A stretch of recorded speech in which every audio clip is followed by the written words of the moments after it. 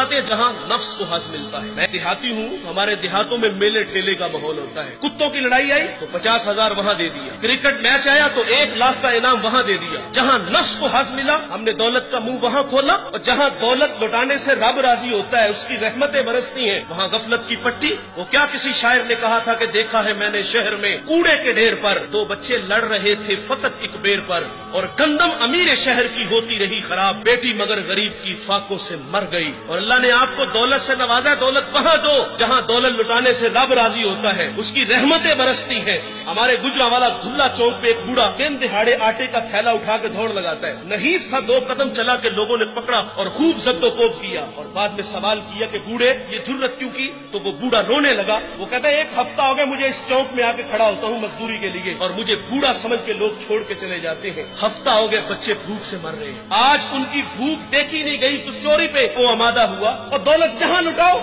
یہ نوائے وقت میں خبر چھپی تھی, کمالیہ کی بیٹی وہ شادی کے قابل تھی, ایک رشتہ ملا, ادھر سے بارات آ رہی ہے, ادھر بیٹی والے تیاریوں میں. ہمسائیگی میں سے کسی نے شرارت کی کہ جس کے گھر میں آ رہے ہو وہ اپنی بیٹی کو چند جوڑوں کے سوا اور کچھ بھی نہیں دے سکتا. بارات وہیں سے واپس چلی گئی. بتاؤ اس بیٹی کے دل پہ جو کچوکے اور زخم لگے تھے اس کا مداوع کس نے کرنا تھا؟ اور اللہ نے آپ کو دولت سے نوازا ہے. غریبوں کی بیواؤں کی بیٹیاں گھروں میں بوڑھی ہو رہی ہیں, تم کتوں کی لڑائی پہ پیسے لٹا رہے ہو, تم ہجڑوں پہ دولت لٹا رہے ہو. اگر دولت لٹانے کا شوق ہے تو معاشرے میں پھیلے ہوئے دکھ دیکھو.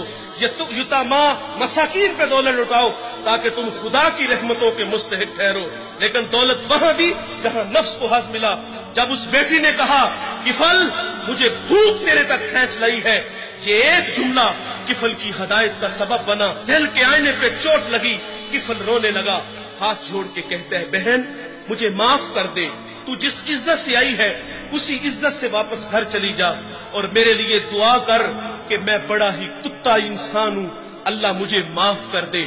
وہ بیٹی گھر چلی گئی اور ادھر تقدیر کا قلم چل گیا. اسی رات کفل کو موت آ گئی.